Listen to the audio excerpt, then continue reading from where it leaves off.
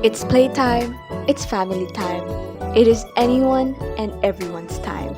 It's circle time!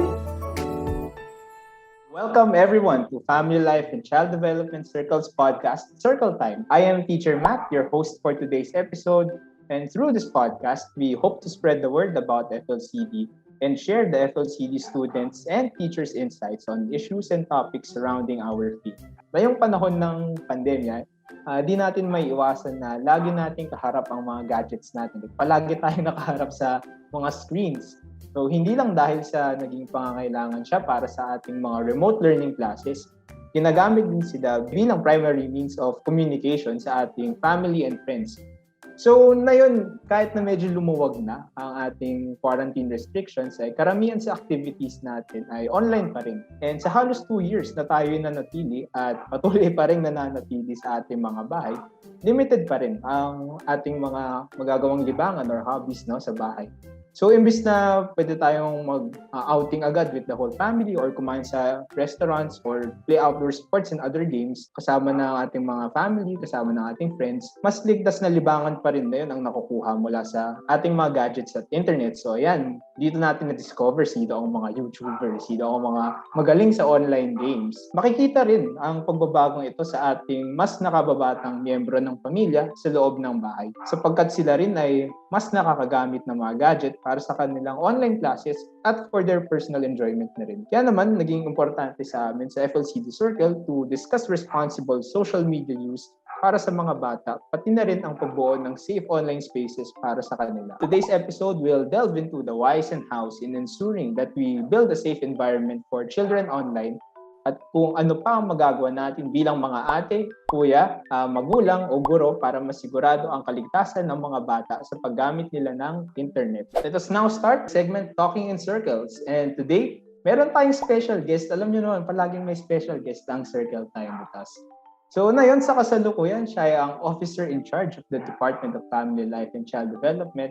And siya rin ay isang proud alumnus of FLCD Circles. All welcome, Assistant Professor Teacher Erickson MacLeod.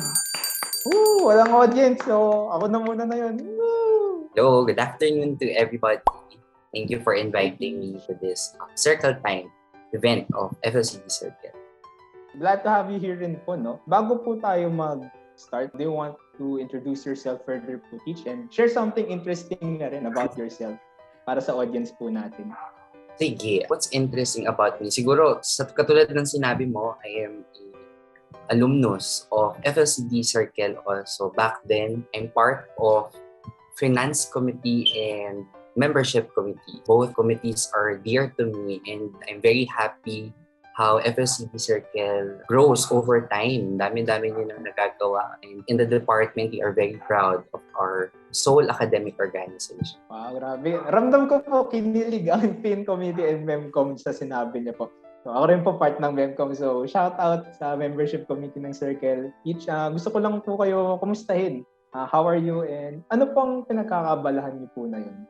Mostly, ang pinagkakaabalahan ko ay trabaho since currently I am the officer in charge and soon to be the chairperson of the department. Actually, I am the chairperson now of the department. So, a lot of admin work, but at the same time, I keep myself busy by engaging with different activities also, both research and extension works. Kasama din namin siya as part of the work at the department. And teaching my grad students in the evening for different courses.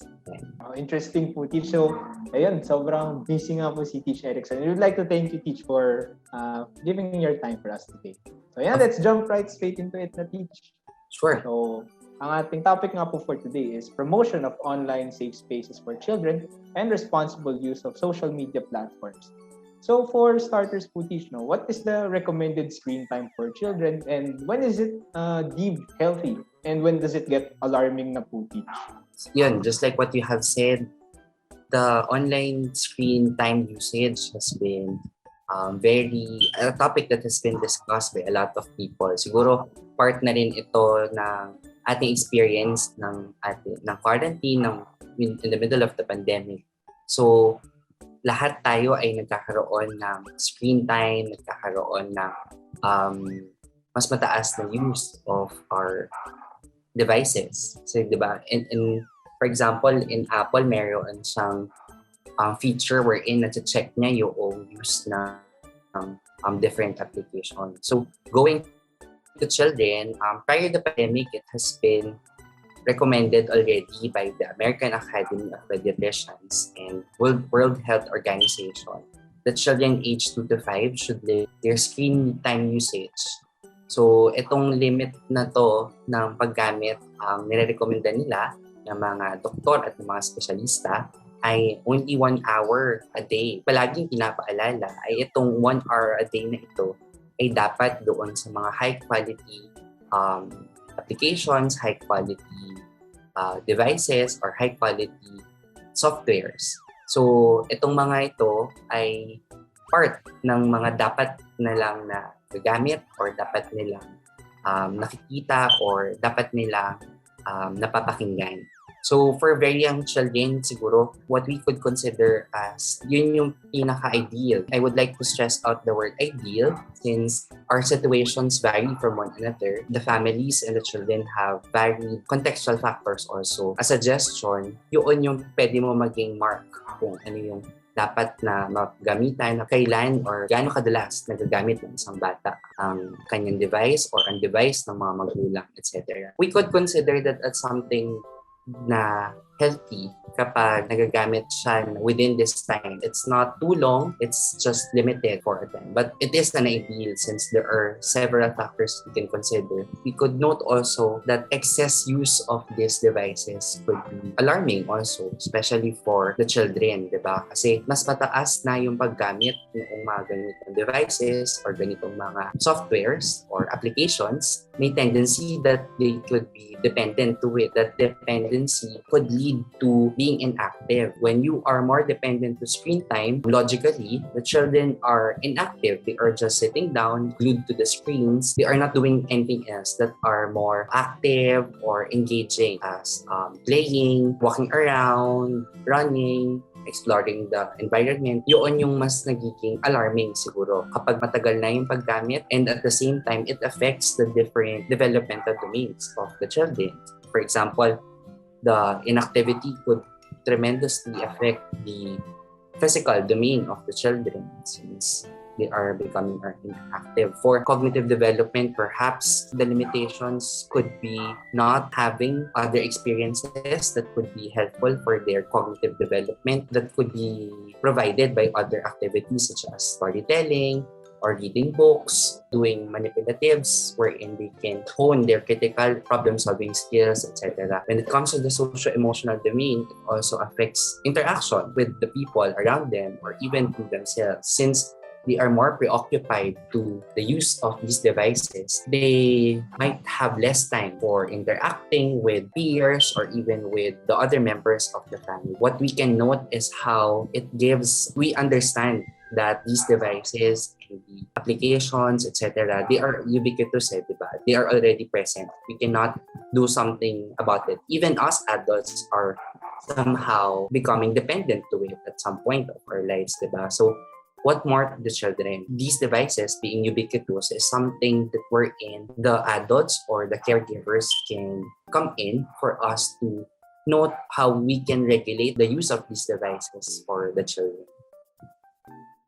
Oo nga po, Teach.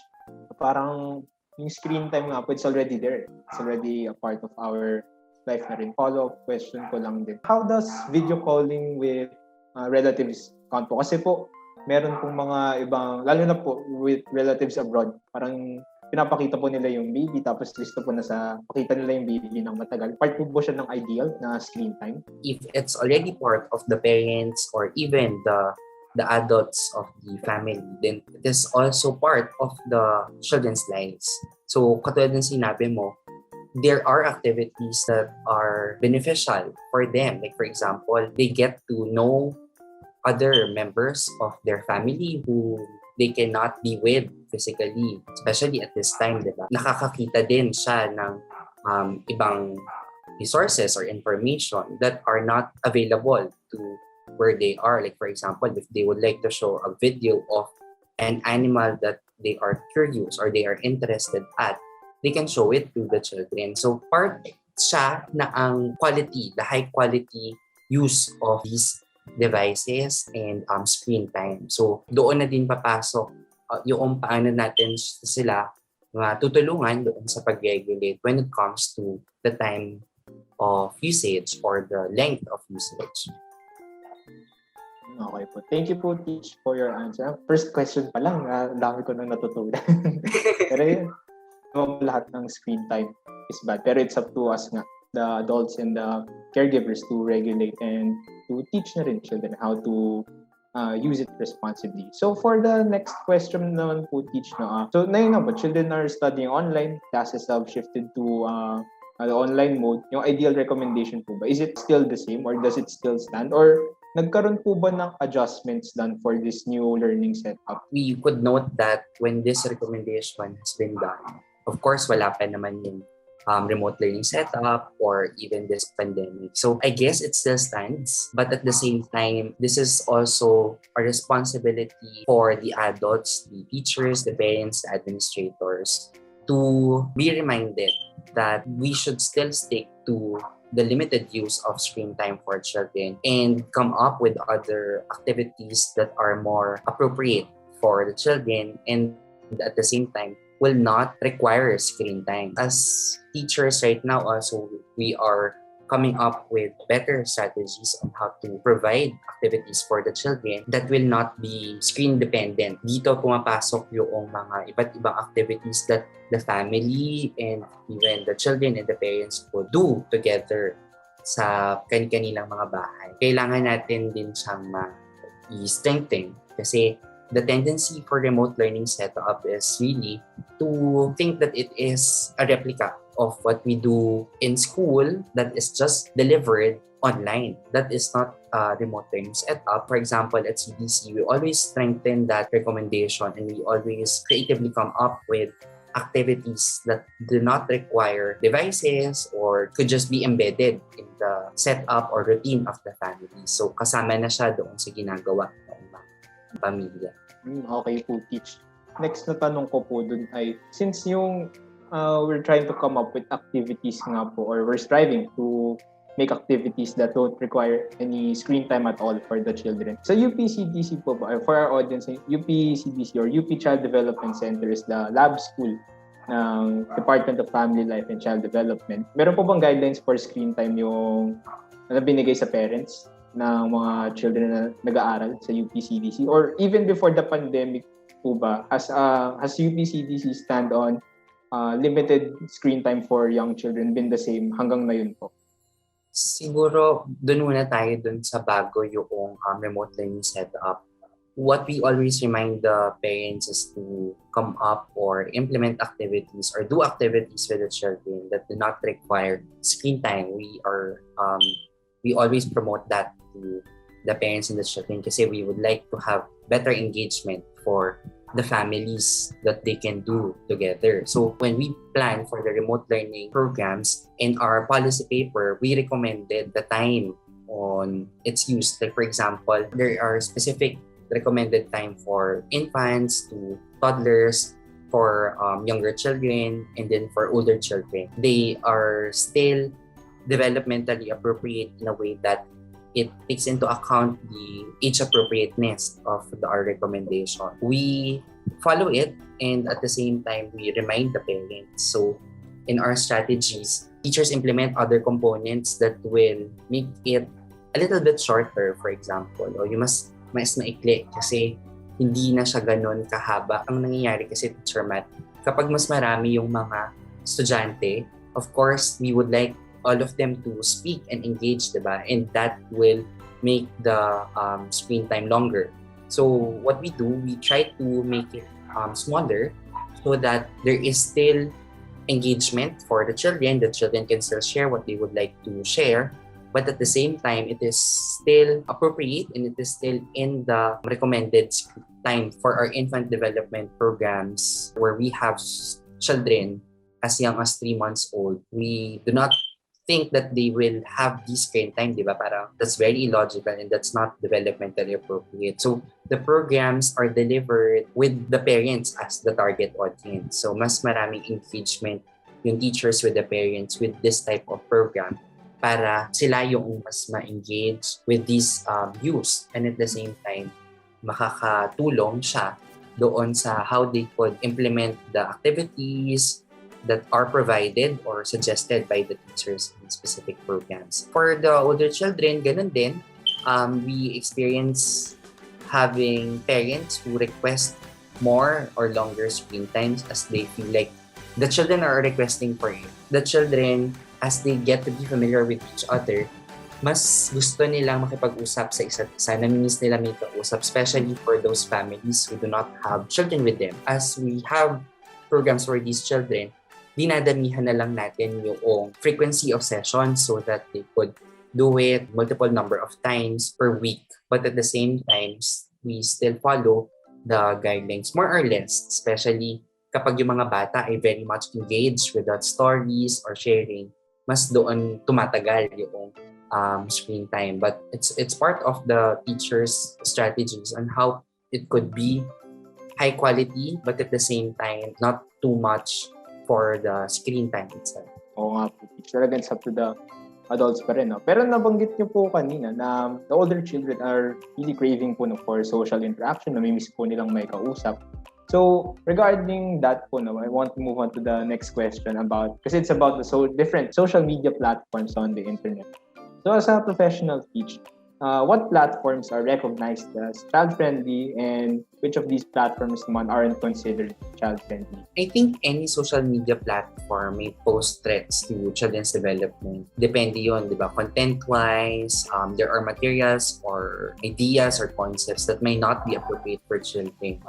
They are not deemed appropriately delivered for the children. Of course, we could always discuss a lot of matters, a lot of concepts with the children. But what we need to emphasize is how it will be delivered or how it will be discussed. Since it's just one way, how the content is just delivered to the children without interaction and without discussion, doon nagkakaroon ng problema yung content delivery or how the information or how the content will be received by the children, especially if the parents or the adults do not engage with them in using these materials. Kailangan natin siyang i-note na lahat naman ay magkakaroon ng threats. Pero what I also noticed in my experience, there are platforms who are now coming up with more child-appropriate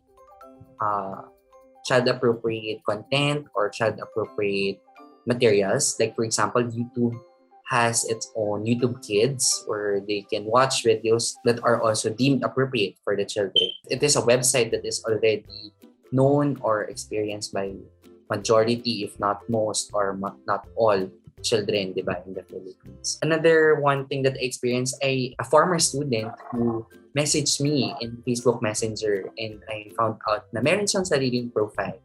But the good thing about this is the profile is managed and monitored by the parent. So walang sariling profile yung bata, or it is for the children. They can message and they can interact with the people that are screened or monitored by the parents, di ba? Para maiwasan din yung threats sa kanilang privacy and security. So, nakakatuwa, and I hope for the next period of time, mas magkaroon pa ng maraming appropriate materials and appropriate platforms for the children. I agree rin po sa sinabi niyo. Lalo na po yung child-appropriate features po ng mga social media apps na yun. Kasi meron po, yung mga iba ko po relatives na may mas fan na ba? Mga kasing young pa po. Mga siguro 2 years po. Kasi po minsan lalo na po dati po nung wala pang COVID pag nasa labas. Usually, iniiwan na din po yung phone dun sa kid. And para po malibang siya. Pero nung una ko po yung nakita, parang medyo na-alarm po or nag-worry lang po baka kung saan po siya mapunta, baka kung ano po mapindot. Pero yung ginawa po nung parents pa, nakalock lang po dun sa isang app. And pati yung mismong device, there's a parang child lock po.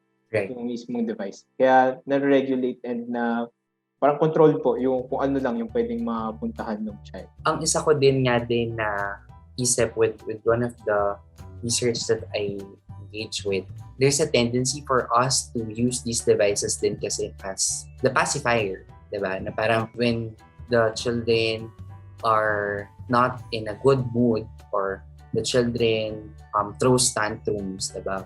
To the parents in different situations, the tendency is to provide these devices to the children so that they will calm down and they will not cry anymore. Like really the pacifier that we have. This concept needs to be addressed kasi that's very alarming for the whole, for the children and the families kasi hindi natin natutulungan yung mga bata on how to process what they are feeling, how they can express what they are feeling, what help is needed to be done, how can we further facilitate it. Of course, natin siya minsan, we are guilty to it, diba? Na parang, asan ba kasi yung iPad? Asan ba kasi yung cellphone? Bigay mo na yung cellphone. Connect mo na siya sa internet. But, yun nga, with what you have said, there are contents that are not appropriate for the children. So, kailangan talaga nating pag-igihin at pag-tingin yung paano natin sila matutulungan sa paggamit nito. Mahalaga nga po yun na dapat children, we need to guide them learning how to process their emotions. So yeah, grabe. First half pa lang po tayo ng ating discussion. Ang dami ko na po natututunan. It's a very eye-opening discussion po so far, no? Still have a few questions left for Teacher Erickson, but first, let's take a short break. And Talking in Circles will be returning after this segment. It's time for us to take a break and make some time. So come along with us, make room for Chica time. There is always time to make chica. Hello, Circle mates. Welcome to the new segment of Circle Time. Circle Minutes with Marijo and Mary D. Circle Minutes! We all know that today's podcast is about the promotion of online safe spaces for children, but doesn't it make you wonder how parents actually do this in real life? Yeah, I've actually heard some pretty interesting testimonies of some mommies, Maridi. So let's take a look at them. First, we have Mommy A, who shared with us that what she does to lessen her 3-year-old child's screen time is by an increased interaction through play. So what she does is she supports her child's need for physical play by having a playroom at home where gadgets are off limits and toys are available instead. So this is in line with one of our core teachings in FLCD that play is important to a child's growth and development. Now we move on to Mommy B, a mother of 2 kids, a 1-year-old and a 3-year-old. So she said that when it's daytime, she turns off their Wi-Fi at home. She says that this is to prevent her children, as well as herself, from relying on gadgets for entertainment. To add, she also does this to serve as a role model to her children. Oh, this is actually one of the concepts being taught in FLCD. It is said that one of the ways children learn and develop is by observing or seeing the behavior of others. I believe this is also known as vicarious learning. Exactly, Marijo. So next naman, Mary B, or Mary D rather, we have Mommy C. Her method naman is more on rewarding her children.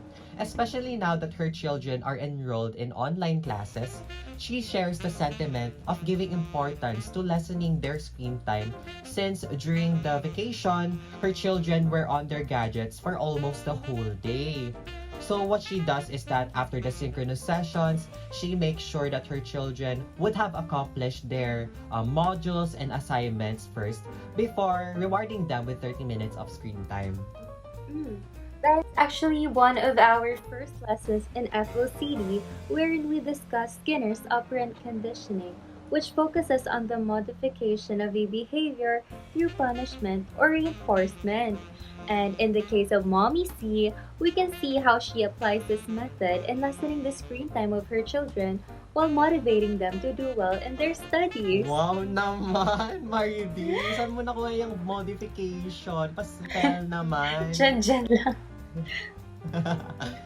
So, Maridi, what do you think about these interesting accounts of our mommies? Personally, I feel like I am in most favor of Mommy A's method.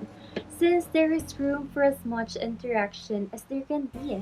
And just imagine the child's thoughts and feelings about having their own play area.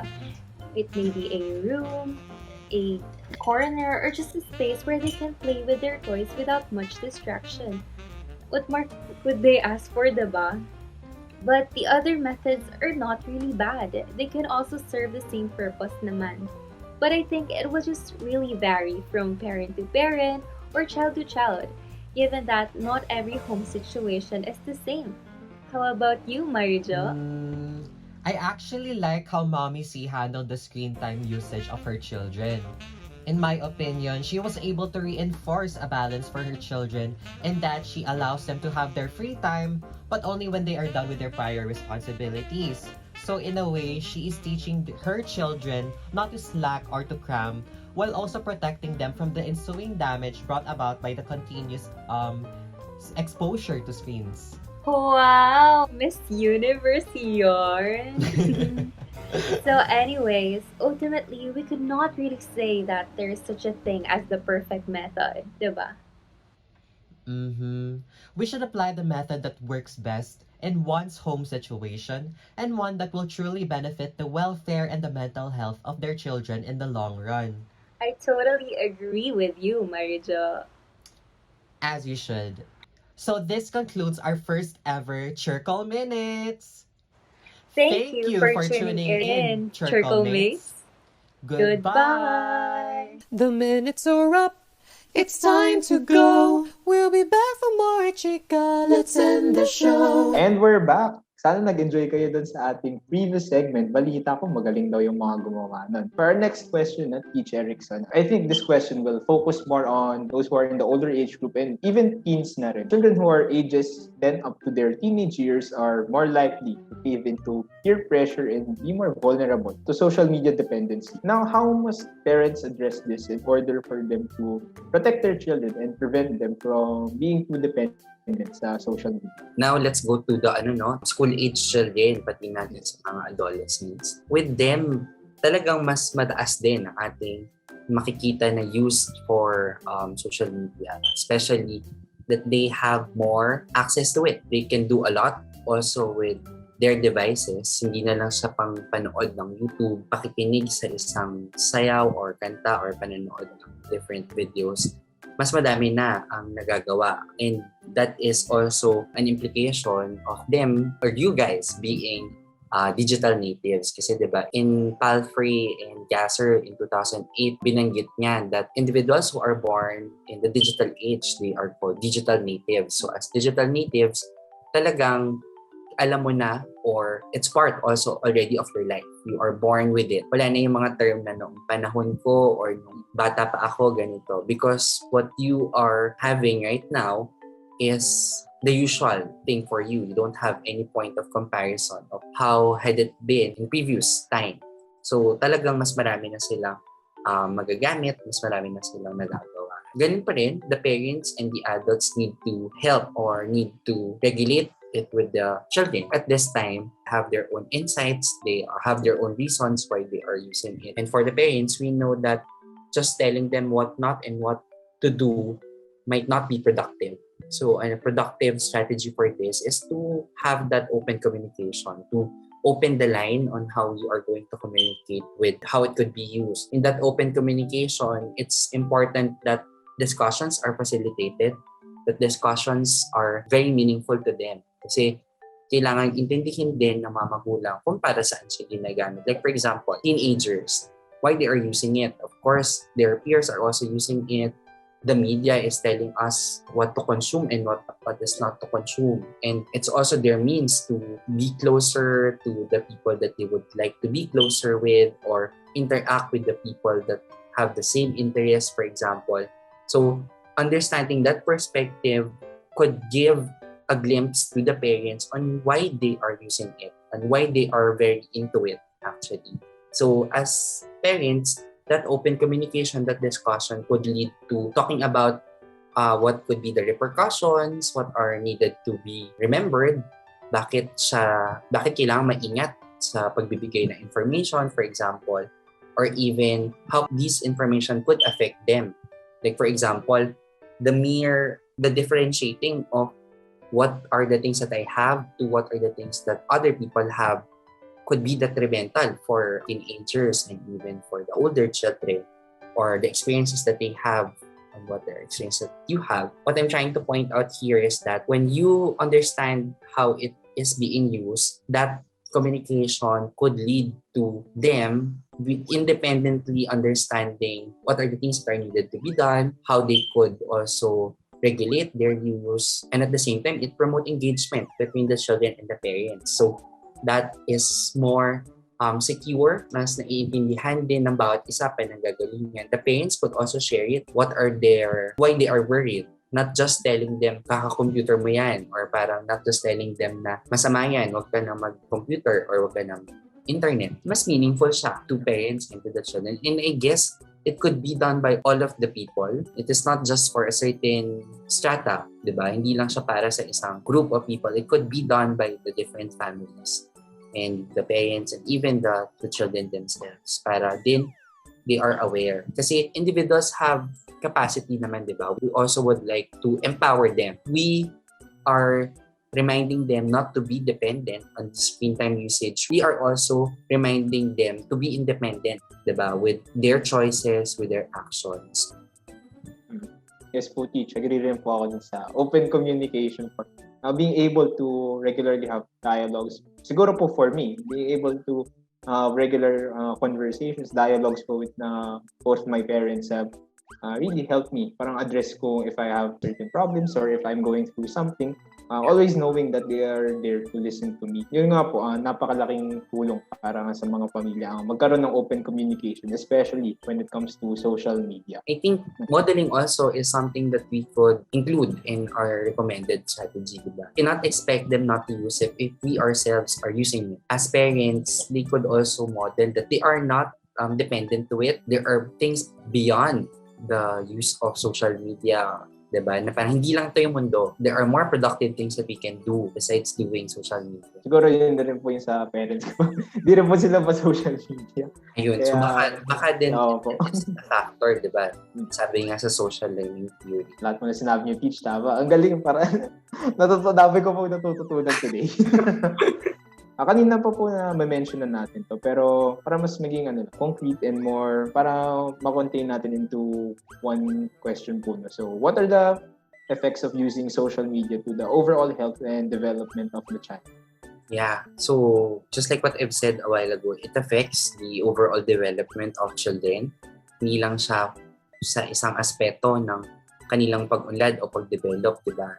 And we know that development of the children are interrelated. So if one domain has been affected, the chances are it will also affect the other domains of development. So in physical, social, cognitive, and social-emotional, these will be affected also with a longer time or time that is more if the individuals are more dependent to using the screen time. So it is something that we have noted then with how we have experienced it with our children, diba? Na parang mapapansin mo din how children are more exposed to these devices. But at the same time, we are not saying that these are just negative effects, diba? So there are things din naman that could be helpful for the children. So yun nga, katulad sinabi natin kanina, that is one of the beauty of technology na nakikita yung ganito na kahit we are not physically present, we could establish it. We could have this experience for them. We could also help when it comes to providing information to the children, especially if these are not physically available. It is another opportunity for the children to have a more engaging activity and more productive activity. I think the key here is as it affects the children, the big caveat lang talaga is the regulation of how it will be used. Kasi alam naman natin na kahit anong sobra ay masama sa bawat isa, hindi lang para sa mga bata. It is how we can regulate it with them, how we can use it with them, how we could also promote content that are more appropriate for the children, how we could also urge the social media platforms or even the different corporations managing these social media to create or come up with more appropriate materials and content for the children. Babalik pa rin tayo sa sinabi natin kanina that these devices, these technological devices are already part of our lives. We cannot say no to it. Like for example, hihingan ka ng email address, hihingan ka ng, for example, ng Facebook for the adults, diba? And hindi lang yung screen time and social media ay sa internet How we also consume content in our television is part of it. Kasama siya doon sa mga dapat natin matignan at mapag-isipan at mapag-usapan. Yes, Teach, tama po kayo dyan. Connected po siya sa ating final question for today. No? So, realizing these issues and concerns po na meron tayo about social media, what are some developmentally appropriate strategies na pwede pong gamitin ng parents na pwede lang i-apply sa children or sa mga anak po nila? Practice po ba kayo na share sa ating audience para magamit po nila sa kanilang anak or pati na rin sa mga mas nakababatang kapatid po nila? Yan, moving forward, ang interesting din that we have to know, these devices are not given to the children directly. If you have observed it with your relatives, in Chong and Schiller study in 2010, they have coined a term called pass-back effect, wherein these devices are provided to the children by their parents, for example, or even the older adults that are part of the family. Ito ay nanggagaling din sa atin. So, ibig sabihin, we are the ones who provided the access to the children. So, ultimately, it's also our responsibility to use it with them. Something that I could recommend that is very FLCD also in nature is a strategy that was encouraged or promoted by Takuchi and Stevens in 2011. This strategy is very FLCD in a way that it allows engagement while you are using it. It's called joint media engagement. So joint media engagement is where the adults and the children are actively engaging while they are using these sub-application, the softwares, etc. And if you practice it, chances are it will facilitate discussion, it will facilitate communication. Since the problem with this content, it is one-sided, there is no way for the content or the platforms to share why it is being discussed or answer the questions directly by the children. Our responsibility as adults is particularly that. Nakatulong tayo kung paano mapapaliwanag, kung may tanong yung mga bata, kung meron silang gustong clarify, or if we deem that this content is not appropriate for the children, culturally it's not appropriate for the children, or even for them with the values and the beliefs of the family pala siya pa. So, nakakatulong siya in helping and allowing the children to be critical also with the information and the content that we are getting. And at the same time yun, nakakapag-usap, nakakapagbigay ng kanilang mga opinion na hindi naman directly telling them, oh, masama lang yan, di ba? That question is too close-ended. Hindi na siya nagpa-facilitate ng discussion. In joint media engagement, we are encouraged to actively participate on how the children use these devices, how they consume different content in the social media. So, kumbaga po, teacher, no? As adults, we can help the children process kung ano po yung nakikita nila sa screen. No? Exactly. Aalalahanin ko na po ito. for future reference. Okay, so I think that's all of our questions po. No? But before we close this segment, any final thoughts or remarks po, Teach, in promoting safe spaces and responsible social media use for children? Or kung ano po yung key points po natin for today? Siguro, social media, technological devices, internet is already part of our lives. We cannot go away with it. The more that it becomes advanced, the bigger the responsibility that we have as adults on how we could promote safer space for children online and how we could also work with them in having these content using these devices. Directly proportional yung pagiging advanced in technology, pati yung responsibility natin bilang mga adults, parents, caregivers on how it will be used. So interesting po, Tish, parang nabasa ko nga po dun sa isang statement ng UNICEF about making the world safer for children while increasing online access po, na it's through collective action po by the government, the private sector, by children's organizations, the academia, families, and even the children themselves can help level the digital playing field, make the internet safer and more accessible for children. So, good summary of what we've talked about today. Na it's really a collective effort by everyone para ma-ensure natin na di lang safe ang internet for our children, but we can also help teach them to become responsible users of the internet. Right. And that's it for Talking in Circles. Before we end today's program, gusto ko lang ulit sabihin thank you sa ating listeners, sa mga nakinig. And marami tayong natutunan today actually. From screen time, learning how to regulate yung paggamit ng social media ng children.